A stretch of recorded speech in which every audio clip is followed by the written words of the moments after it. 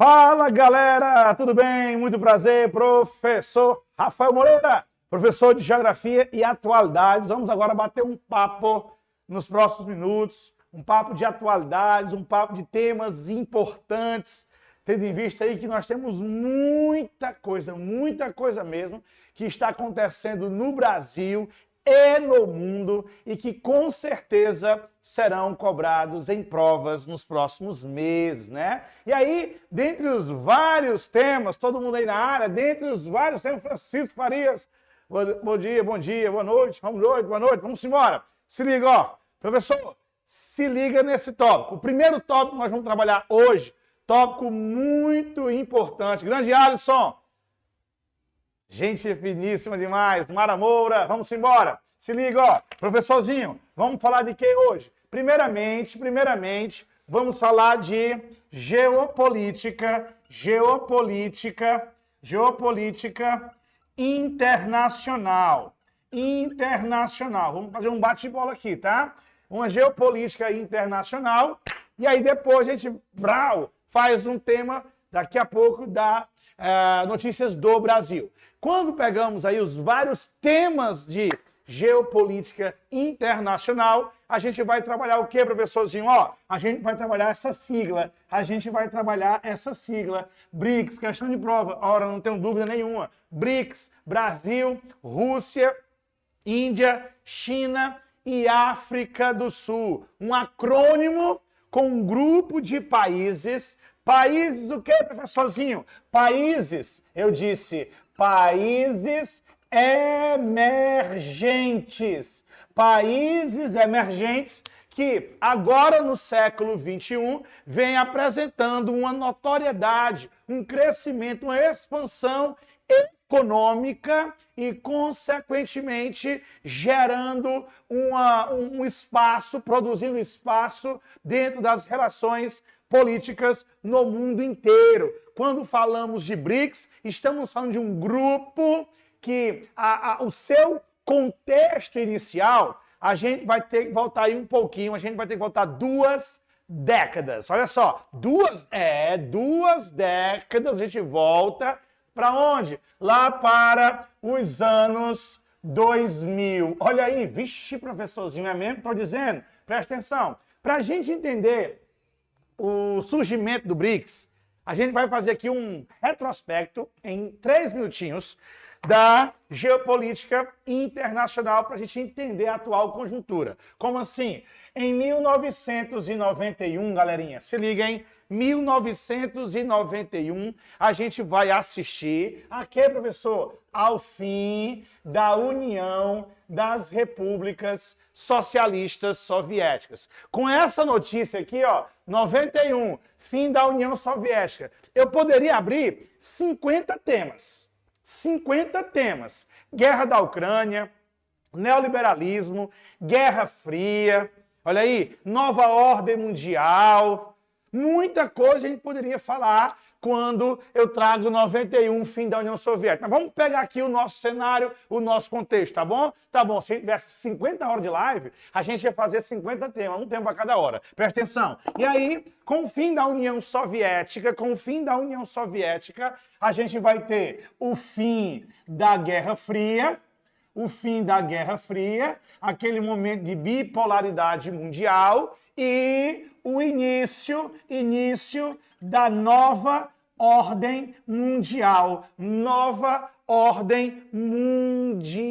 Olha aí, galera, que interessante. Preste bem atenção, ó. E essa nova ordem mundial vai trazer várias novidades.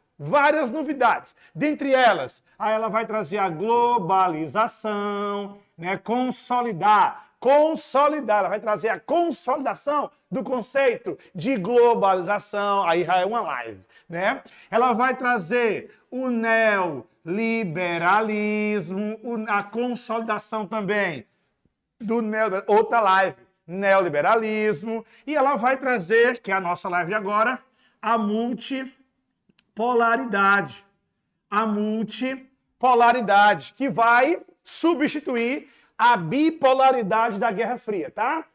Essa multipolaridade, vários polos comandando a geopolítica, como é hoje, representada muito bem, hoje, representada muito bem pelo G20. Olha aí, professorzinho, é mesmo, o G20, o grupo das 19 maiores economias do mundo, mais a União Europeia. Então, quando a gente quer reunir os principais atores da geopolítica mundial, agora, olha um termo bonito que está na moda. Quando a gente quer reunir os principais players, professorzinho, quando a gente quer trazer os países mais importantes, temos que discutir algo fundamental para o destino do mundo. A gente vai fazer isso aonde? Em vários lugares. Dentre eles, a Assembleia Geral da ONU, só que lá é gente demais, é barulho demais, são quase 200 países para ter que debater N temas. Então a gente faz uma seleção, uma reuniãozinha especial à parte, e aí rola lá no G20. Durante muito tempo da Guerra Fria, era o G7, o grupo mais importante, né? Que recentemente tivemos a reunião do G7, que aconteceu no Japão, que inclusive o Brasil, mesmo não sendo do G7, ele participou desse encontro e o tema mais importante foi a questão da guerra da Ucrânia. Guerra da Ucrânia. Professorzinho, desde o ano passado não se fala em outra coisa. Poderemos fazer um outro momento, outra live para discutir a guerra da Ucrânia, tá? Tá. Professor, então G20 é o pau que rola hoje. Antes era o G7, porém, essa multipolaridade, galera, presta atenção, essa multipolaridade,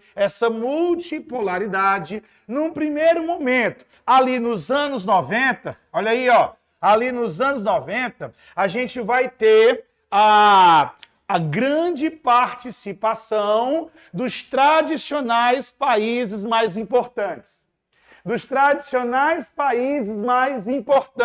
Como os Estados Unidos, o Canadá, o Japão e alguns países da Europa. Como a Alemanha, Reino Unido, França e Itália. Muito bem, professorzinho. Então aqui, ó. Então, num primeiro momento da nova ordem mundial, o pau tá com eles. Mas, olha aqui, a partir dos anos 2000, a gente vai ter o quê, professorzinho? A gente vai ter o quê? A chegada de novos personagens. A chegada de países que vão apresentar notoriedade política. E essa notoriedade política é um dos resultados da expansão econômica dele. Professor. E aí a gente vai trazer o que nós chamamos de países emergentes. País, ó, emergindo. País, ó, emergentes. E o que é um país emergente? Só assim, bem rapidinho, de maneira bem objetiva. Um país emergente é um país que lá na velha ordem mundial, lá no século XX, era um país pobre, era chamado, lá no começo, muitos eram colônia ainda.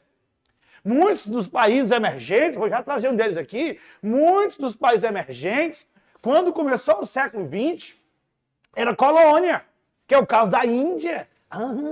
Estou dizendo para você, a Índia era colônia. A descolonização da Índia agora, depois da Segunda Guerra Mundial, lá no início da Guerra Fria. Então eram países pobres, alguns colônias, países atrasados, rurais, agrário-exportadores, que era o caso do Brasil, né? E aí, durante a Guerra Fria, foram chamados de países de terceiro mundo, aí mais tarde países subdesenvolvidos, e aí, porém, muitos deles experimentaram um processo de industrialização. Com essa industrialização, houve um crescimento econômico, e esse crescimento econômico proporcionou, em níveis diferentes, em diversos países, um desenvolvimento econômico, tá? Beleza? E aí, professor, o que vai acontecer? Vai acontecer que esses países passam a ter uma notoriedade. E essa notoriedade só chega na nova ordem. Só chega nesse momento, chegando o século XXI. que inclusive os especialistas em geopolítica, em economia, começaram a observar a dança das cadeiras, o desempenho dos países, o modus operandi de muitos deles, e aí perceberam que, ó galera, o século XXI está chegando, olha, anos 2000, né? O século XXI começa em 2001. O século XXI começa em 2001, ok? Ok. Então, os analistas, lá no começo da década de 2000, olha, galera, é o seguinte, esse século XXI aí, ele vai trazer muitas mudanças importantes, impactantes, vai reorganizar a geopolítica internacional, que foi reorganizada ao longo do século XX. O século XX começou como a Inglaterra, já Reino Unido, como a maior potência do planeta. No início do século XX, a maior potência do mundo era o Reino Unido, o Império Britânico, consolidando o eurocentrismo. No final do século XX, eu vou ter o quê, galera, no final do século XX? No final do século XX, os Estados Unidos como uma potência. Olha aí, então quando a gente começa o século XXI, eu tenho ainda Estados Unidos como maior potência, mas os estadunidenses observando a ascensão de alguns emergentes. Não todos emergentes, alguns emergentes passam a se comportar fora da curva. E ali, um grande especialista chamado Jim O'Neill, como é, professorzinho? Jim O'Neill, olha aí, ó. Jim O'Neill, professor, ele observando o mercado e disse, olha galera, é o seguinte, eu estou observando aí 4 países que vêm aí apresentando desempenho extraordinário e por conta disso, isso quando foi, professorzinho? Quando foi? Isso foi em 2001. E por conta disso, esses países vão crescer muito. E se eles continuarem no mesmo ritmo, na mesma pegada, em 2050, estarão entre as maiores economias do planeta Terra. Olha aí, galera. Vixe, e quem são esses países? E aí, Johnil traz Brasil, Rússia, Índia e China. Professor, mas não é BRICS? Calma, tenha calma. Brasil, Rússia, Índia, China, segundo Jim O'Neill, em 2001, 2050, estariam entre as 5 maiores economias. Tem noção aí? Chagas abertas. Ninguém imaginaria que isso pudesse acontecer. Entre as 5 maiores economias do mundo. Meu Deus do céu! Não na ordem, é Estados Unidos e o BRIC.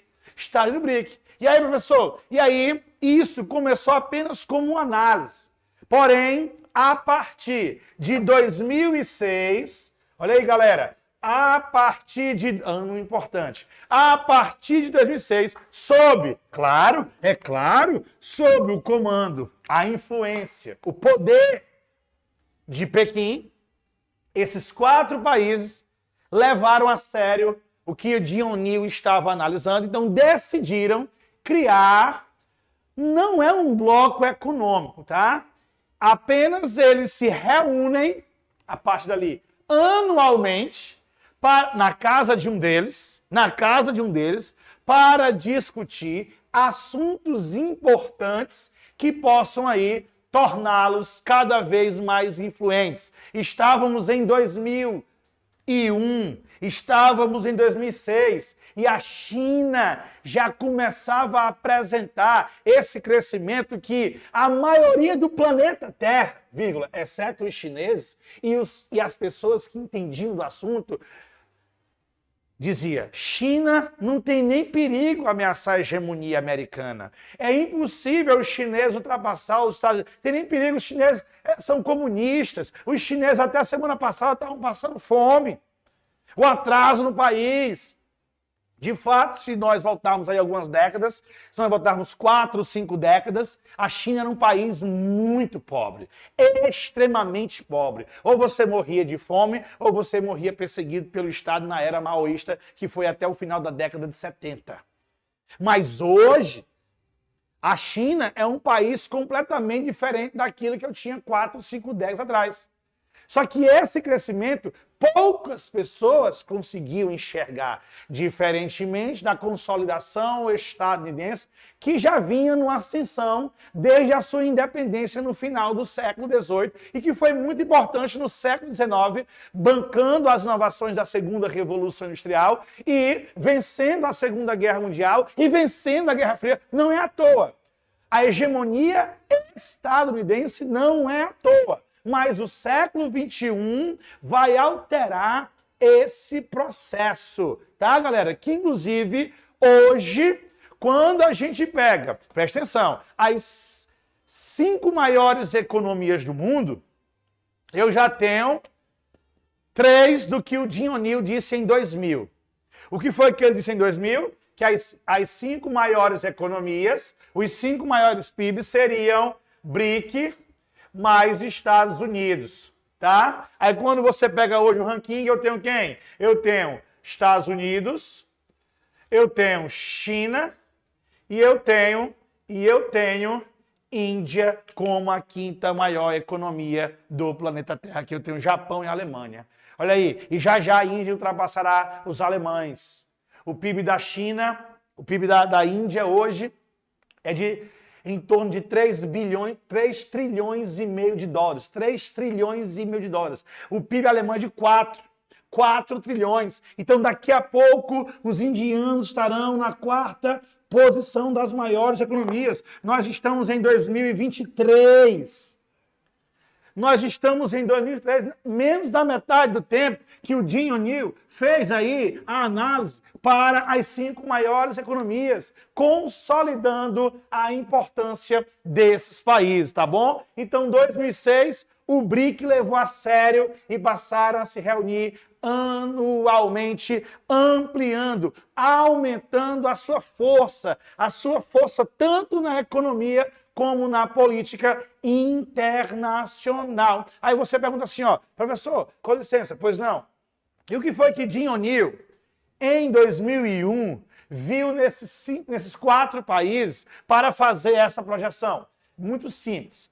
Ele percebeu que esses 4 países tinham características em comum. Como, por exemplo, países geograficamente extensos, e essa grande extensão proporcionando uma grande quantidade de recursos naturais, commodities, energéticas, agrícolas, minerais, professor, população gigante. Se eu somar aqui o BRIC, dá hoje cerca de 3 bilhões de pessoas. Mais de 3, só na China e Índia, né? Só na China mais Índia, China e Índia, eu tenho o quê? 2,8 bilhões de pessoas, 1,4 para cada. Aí tu tem mais 200 milhões de brasileiros, fecha os 3, mais 150 aproximadamente de russos, daí 3,1. Aí, botando hoje a África do Sul, 3,2 bilhões de pessoas de 8. A Terra tem 8 e no BRICS, hoje eu tenho 3 bilhões e 200 milhões de habitantes. É quase a metade, tem 40% do mundo aqui. Um grande mercado consumidor em ascensão, ávido por consumo, querendo consumir, querendo se inserir no processo de globalização. São 4 países que, na época, apresentavam uma grande estabilidade política. Sim, em 2001, eu tinha um Brasil, apesar da rivalidade entre direita e esquerda que a gente vivenciou na redemocratização, principalmente a partir dos anos 90, havia uma disputa saudável, não o extremismo que nós temos na atual conjuntura. Então, aquela disputa fazia parte de um verdadeiro processo democrático. Então, aquilo representava, sim, estabilidade para o mundo, né? No Brasil. Ah, professor, mas a China é socialista. Beleza. De fato, a China é um país socialista, tá? Oficialmente é um país socialista. Para uma prova, é um país socialista, sim, mas mesmo sendo socialista, China, promove a estabilidade que o mundo quer. se não promovesse, as grandes multinacionais ocidentais e orientais não estariam na China, num grande mercado consumidor em ascensão. Aí você tem uma Índia também, mesmo com uma grande pobreza lá existente, também apresentava essa estabilidade política. E a Rússia? O Vladimir Putin já comandava a Rússia, mas não era o Vladimir Putin neo-czarista, não. Bem distante do que ele é hoje. Então, esses 4 países, além de tudo isso que eu falei, também apresentavam estabilidade econômica. E o principal, um grande percurso econômico a ser compreendido, sem dúvida alguma. Tem muito que crescer. Aqui vamos vender muito automóvel, aqui vamos vender muito serviço, muito produto. Então aqui há um elevado mercado consumidor. Então os investidores começaram, ó, vral, é BRIC, menina, a parte do nome BRIC.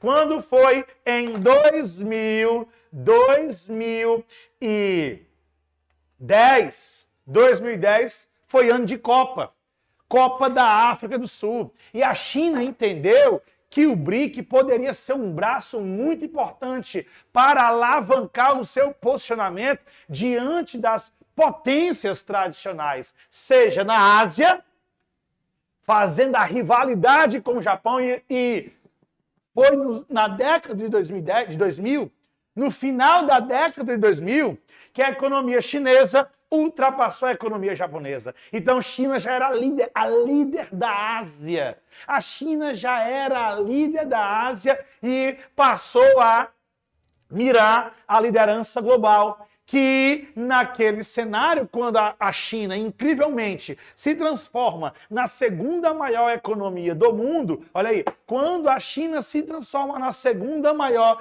economia do planeta Terra, os especialistas diziam, olha, 2050 ou um pouco antes, China ultrapassará Estados Unidos. Ou seja, isso no começo do século. Na metade do século, China vai ultrapassar. E aí o desempenho chinês continuava crescendo. Chegou um momento aqui que a China crescia 10% ao ano durante muito tempo. E ali, professorzinho, quando mesmo espera os especialistas? Não. A China ultrapassará os Estados Unidos em 2035. E uma vez a China crescendo, leva a galera. Hoje, a China é o principal parceiro econômico praticamente do mundo. A China hoje é o principal parceiro econômico do Brasil. Então, se a China cresce, o Brasil também cresce. Se a economia chinesa acelera, a economia brasileira deve acelerar, já que eles são hoje o nosso principal parceiro. Título este que era dos Estados Unidos durante muito tempo, desde o ciclo do café. Desde o ciclo do café lá do século XIX, do Brasil agrário exportador, dos barões do café, da aristocracia brasileira.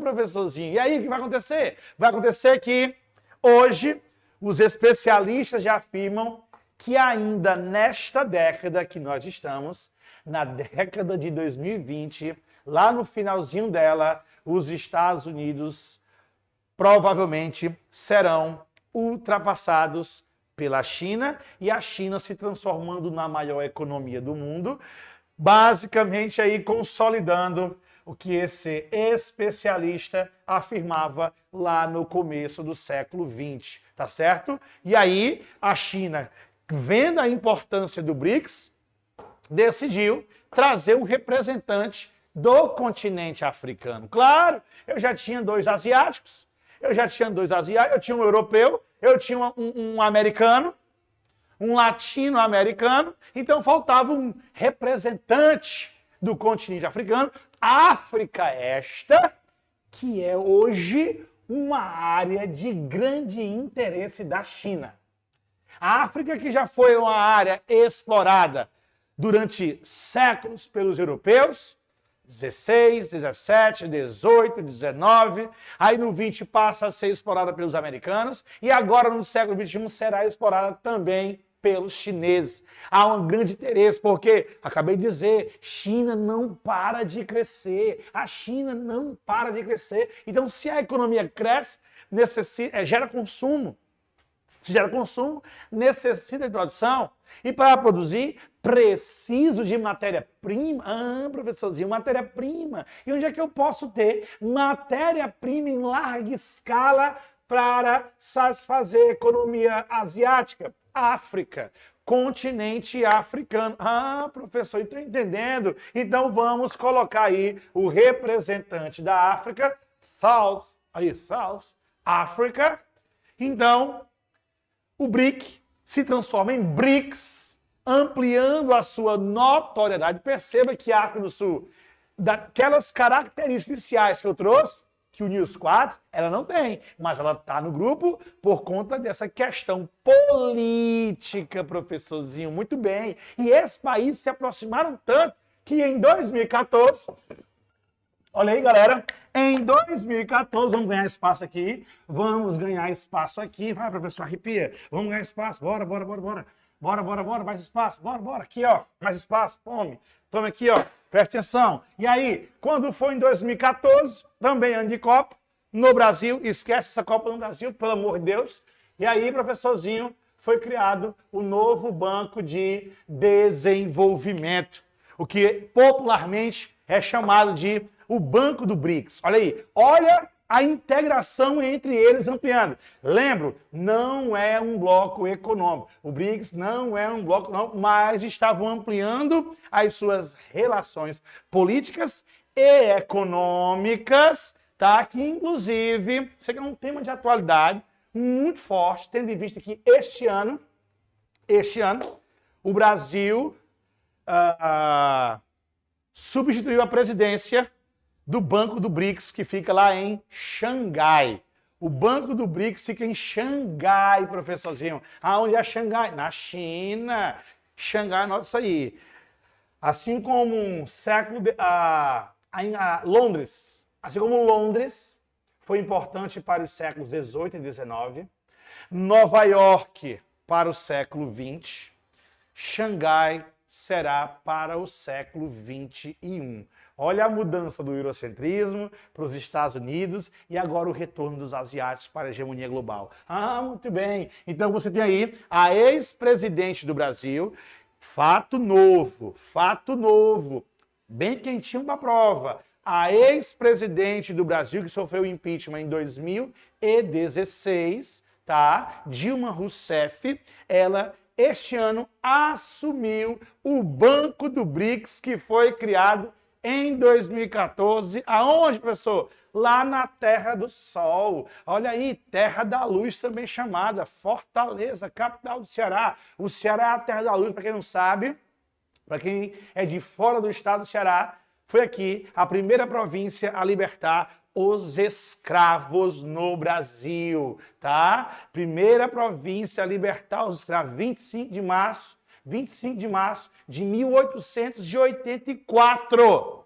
Olha aí, oficialmente, 13 de maio de 1888. 4 anos antes, a província do Ceará libertava os seus escravos, tá? Então foi em Fortaleza que a gente vai ter esse encontro do BRICS. O Brasil foi sede, Fortaleza e Brasília. Então é criado esse banco para fomentar o desenvolvimento dentro dos países e, quem sabe, quando o banco crescer, em outros países emergentes também. Fazendo aí um paralelo com o FMI e o Banco Mundial. FMI e Banco Mundial que foram instituídos lá no pós-Segunda Guerra Mundial, Tratado de Bretton Woods, que ficam em Washington, Estados Unidos. FMI, Fundo Monetário Internacional, Banco Mundial, que é o BIRD, né, também chamado BIRD, FMI, Fundo Monetário Internacional, e o BIRD é pássaro, não, pássaro é bird, aqui é BIRD mesmo, Banco Internacional para Reconstrução e Desenvolvimento. Reconstrução e desenvolvimento, tá? Então, para fazer frente ao FMI, o Banco Mundial, que é dominado por eles, pelos países mais importantes, a China juntamente com o BRICS, cria um banco também para fomentar, para promover o desenvolvimento do grupo, tá bom? Beleza? Porém, o Brasil em 2013 entra numa crise, né? Uma crise social. Os brasileiros, há 10 anos, tema importante para uma livezinha, merece uma livezinha, né? Os 10 anos dos movimentos que chacoalharam a história política do Brasil. De lá para cá, o Brasil nunca mais foi o mesmo. Há 10 anos, por conta dos 20 centavos, lembrei, professorzinho, os 20 centavos, o movimento de São Paulo gerou um movimento nacional e que ali muita coisa mudou. Hashtag não vai ter Copa, a Copa aconteceu e o Brasil nunca mais teve um minuto de paz, tá? E a partir daquele cenário, há uma crise econômica no Brasil, paralela a uma crise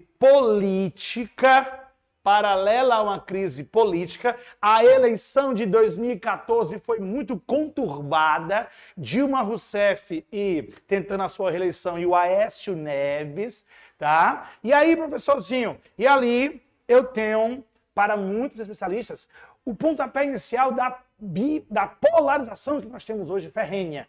Quem votou em Aécio é porque não queria Dilma, quem votou em Dilma não queria Aécio. Não é assim, eu quero votar em fulano. Não, eu vou votar em você para não vê-lo presidente e vice-versa. Então, de lá para cá, o Brasil entra num furacão. 2014, eleição, Dilma Rousseff vence, uma eleição muito apertada.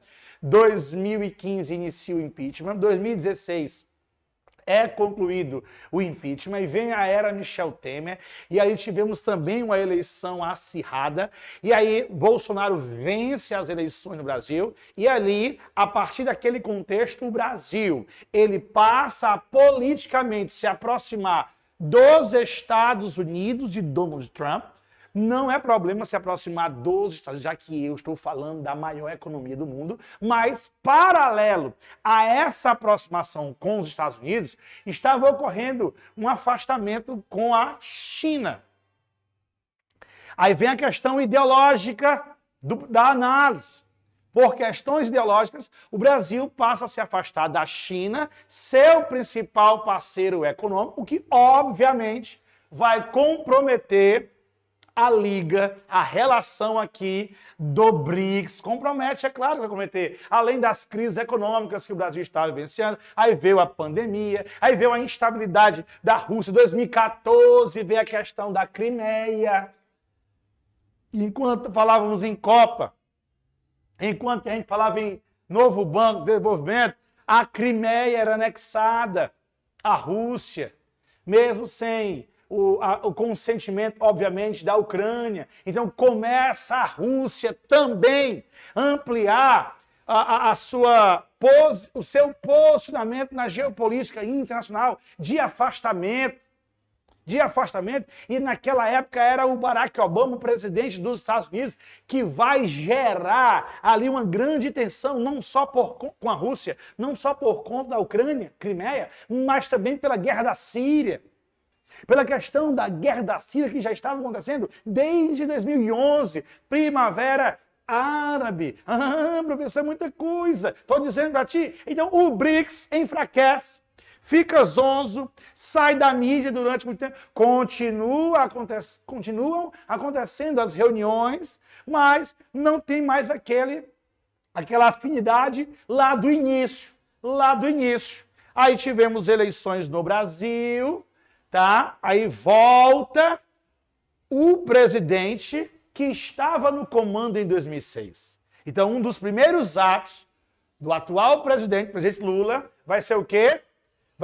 Relembrar. Vamos lá, nós precisamos fazer essa aproximação aqui, essa liga. Tem que dar liga, deu match, e vai. E aí o Brasil começa a se reaproximar da China, apesar da guerra da Rússia. Então, hoje, a análise internacional já está trazendo aí que o BRICS poderá se fortalecer novamente. E isso vai o quê? Alavancar a economia chinesa, mais uma vez, continuar alavancando. Isso é importante para a China. E, como eu acabei de falar, consequentemente para o Brasil, Ela cresce, eu cresço. Por quê? Porque eu gosto dela? Não, porque ela é o meu principal parceiro econômico. É para lá que tem as minhas principais exportações. É lá que eu tenho um dos maiores programas de construção do planeta. Nova Rota da Seda. A nova rota, nova Rota da Seda. Um projeto gigantesco, muito maior, mais de 10 vezes, olha, mais de 10 vezes gigante que o Plano Marshall, que foi o plano de reconstrução da Europa pós-guerra, pós-Segunda Guerra, financiado pelos Estados Unidos. O mundo ficou, caramba, os Estados Unidos estão financiando a reconstrução da Europa. Olha a força americana naquele momento. Nós estamos reconstruindo a Europa. É o dinheiro estadunidense, Plano Marshall. E ainda vamos bancar a Ásia, o Plano Colombo. Aí daí vem aí a reconstrução do Japão, os tigres asiáticos, financiamento americano. Só que hoje, a nova Rota da Seda é mais de 10 vezes o Plano Marshall. A China investindo, ampliando seu endividamento, investindo maciçamente aonde? Na reconstrução do mundo. Quer criar uma estrutura gigantesca de rodovia, ferrovias, portos, aeroportos, que tudo isso do mundo inteiro, principalmente da Ásia, África e Europa, aquela área bem próxima ao país, né? África, Ásia e Europa. Ásia, África e Europa. Conecta tudo isso aí, ó, investe aí em conexão de transporte, em infraestrutura. E se a América Latina quiser, ela entra. Ao Brasil, pois nós temos aqui vários projetos de ferrovias para ampliar o escoamento da produção de soja, já que a maior parte da nossa soja, que é o principal produto de exportação do Brasil, vai para a China. Vai para a China, na hora, é claro. E aí, professor, você tem essa análise fundamental de importância quando falamos em geopolítica internacional. Beleza?